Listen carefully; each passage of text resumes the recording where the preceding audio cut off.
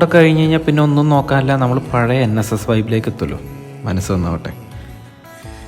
ലൈഫിൽ സന്തോഷിക്കാൻ ഒരു ഭാഗ്യമില്ലാത്ത ആൾക്കാരില്ലേ?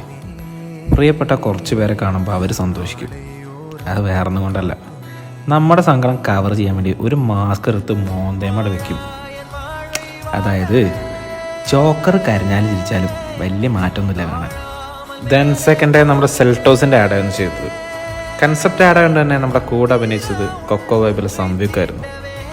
കീടെ തന്നെ സ്റ്റാഫായിട്ടുള്ള മാത്യുവിനെ കൂടെ അവർ വിട്ടു തന്നിരുന്നു. വേറെ ഒന്നുമല്ല, പണി എളുപ്പാക്കാൻ വേണ്ടിയിട്ട്.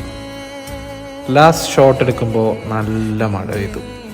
അതുകൊണ്ട് തന്നെ നല്ലൊരു എൻഡിങ് ഷോട്ട് കൂടെ കിട്ടി.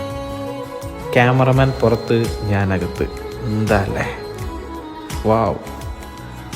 അപ്പോൾ സൈനിങ് ഓഫ്. ബൈ.